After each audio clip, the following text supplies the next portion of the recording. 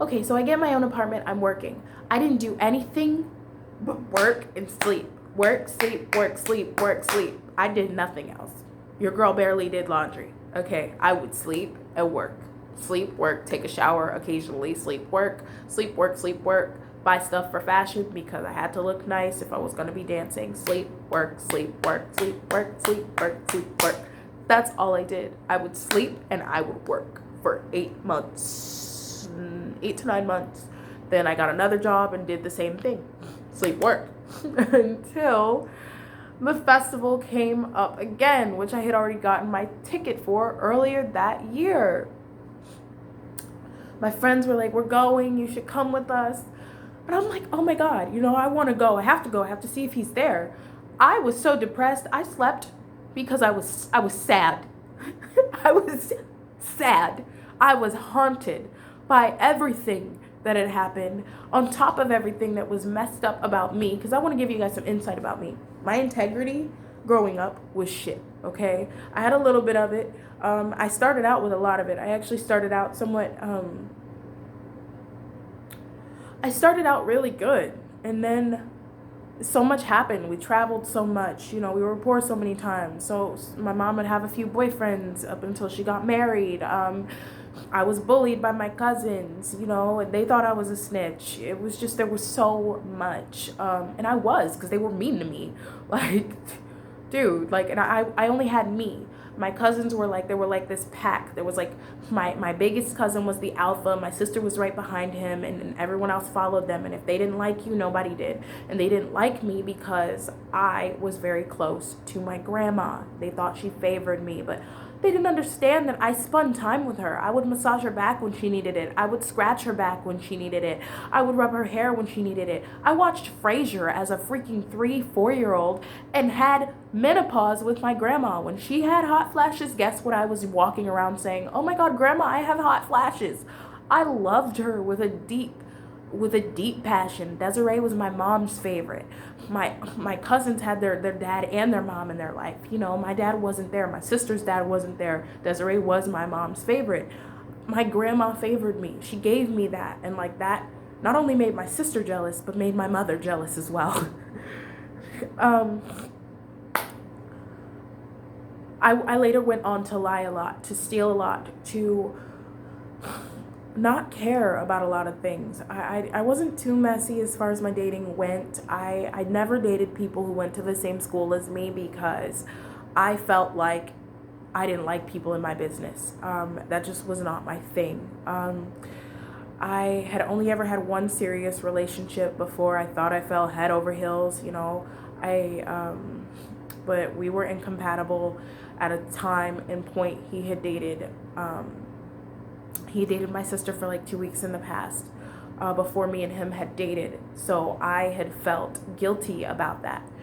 And me feeling guilty about that was like, he wanted to tell my family we were dating because he was in love with me.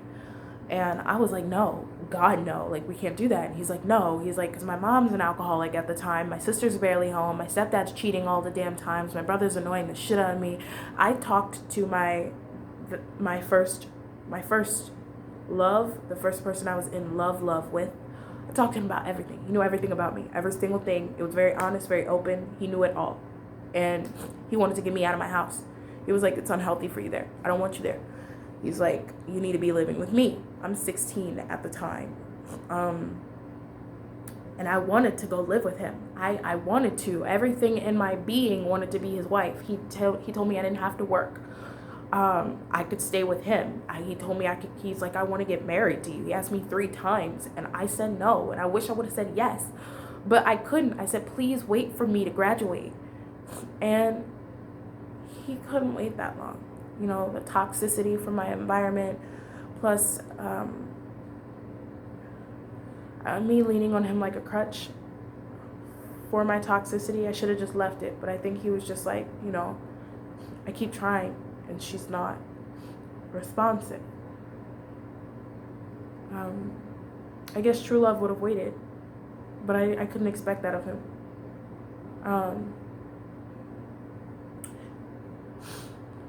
I had a very hectic childhood, and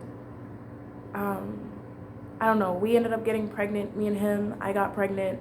I got an abortion because I felt like I was too young to have that baby, and I think that was really the deal breaker after that. He was like, I can't.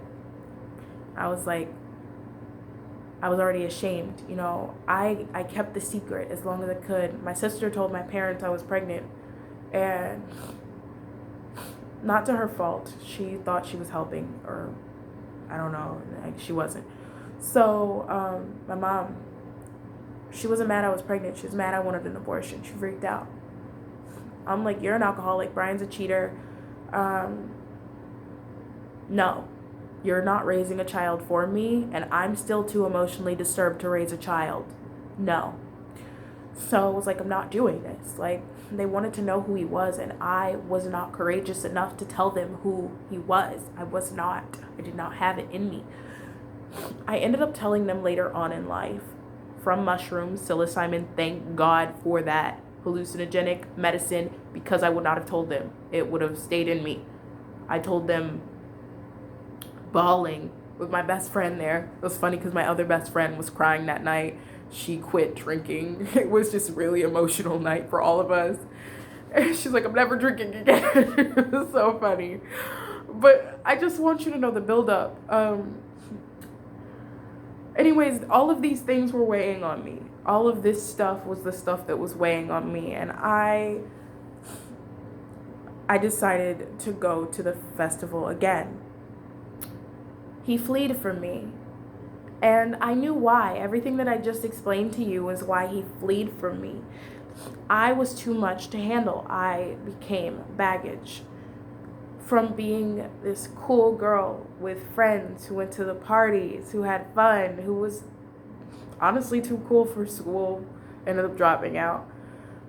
I was working too at the time. I was paying my grandma rent, and it wasn't a lot, but on top of that, it was not a lot. It was like $200, so it was not a lot. Do not think it was a lot. I felt like I would take the bus up the street, and if the bus wasn't running, because it ran every 40 minutes to an hour, I would have to walk up the street like an hour to the grocery store to get me and my grandma groceries to take back to the house, because she didn't drive, and like a cab costed bazooka money because we lived in a suburb. So it just wasn't doable. My mom moved back to Arizona, so it's not like she could help my grandma out anymore. So it was just me. I was stressed. I had the abortion on my mind. I had everything I had done up until that moment on my mind. Everyone in my last high school called me a whore and all these names because they found out I was pregnant. And my mom goes down the street screaming that I'm killing her grandbaby. Like, I got so much on my mind. She posted it on Facebook. That I had an abortion. I killed her grandbaby.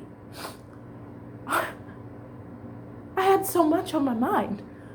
I couldn't handle it. My mom's still drinking. I remember the day that I left, she throws a drawer and like a luggage bag at me and like calls me a bitch and a whore. And I'm like, well, I was like, well, if I'm a bitch and a whore, I know where I got it from because I heard about your past. She freaked out.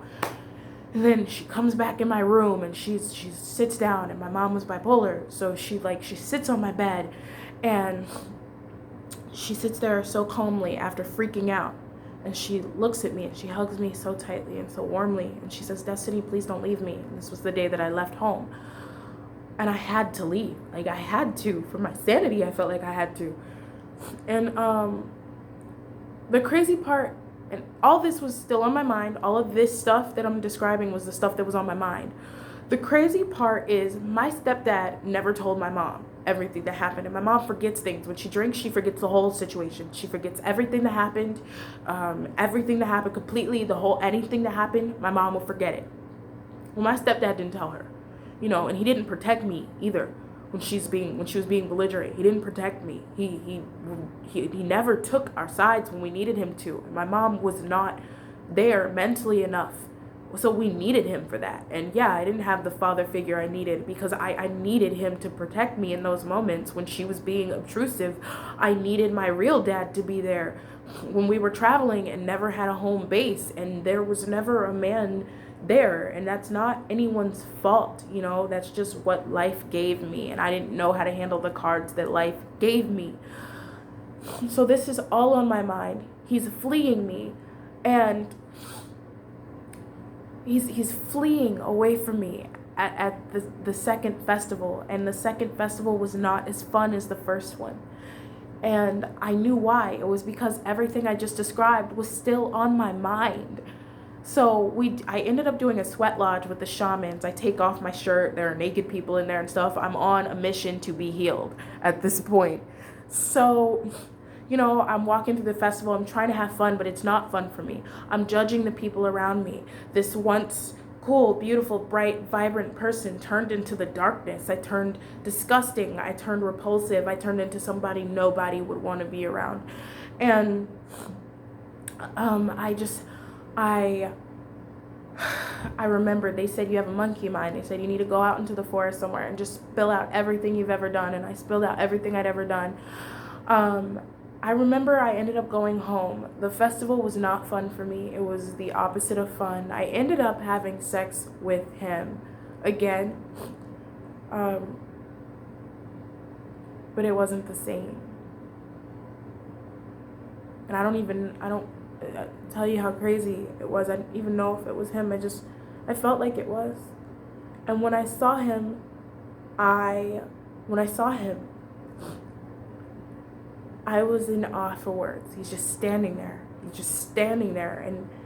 Hispanic man. So he seemed like he was the same guy. And when I hugged him, he just hugged me back.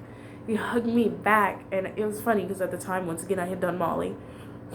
He hugged me back, and wasn't as receptive. I think he was trying to avoid me until I saw him there and was like, what can you do?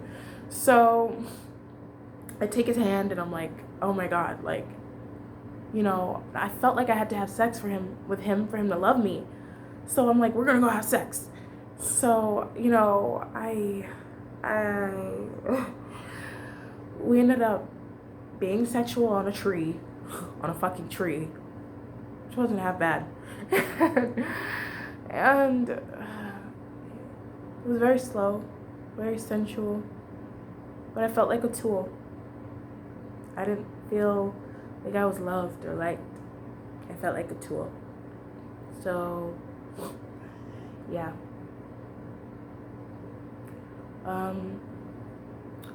I remember leaving the festival, and the festival was also not great because I had just got fired from my job 2 days before that festival because I did not want to overserve one of the customers alcohol. I didn't want to. He freaked out. I had 6 tables. There were no other servers there. The manager's in the office, and I needed her help. And I could have done better at serving. I could have done better. I've still got this pile of baggage that I just described to you. I've still got it riding my ass. And I didn't know what to do with it. There was nobody around. There was no one to help me. I didn't, my mom never went to a psychologist. I didn't know there were people to mentally help or alleviate the pain from your past. And whenever I asked her to go to family therapy, she always acted like I was crazy.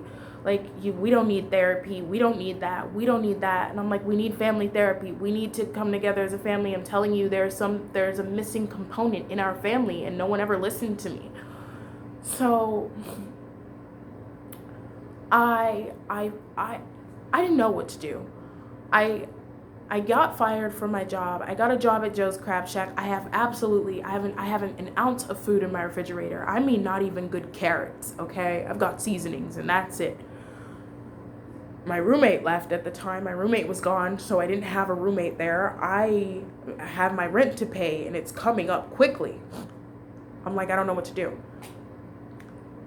I'm like, okay, I'm going to start stripping. Instantly, I'm like, I'm gonna start dancing. Like, I felt like it was a job you can get within a day. I could get the money I needed to get together, and then from there I could focus on creating a future for myself that's viable and sustainable.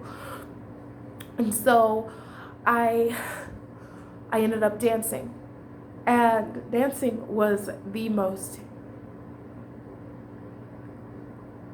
exotic, crazy, entrancing, wild, horrendous roller coaster I've ever been on.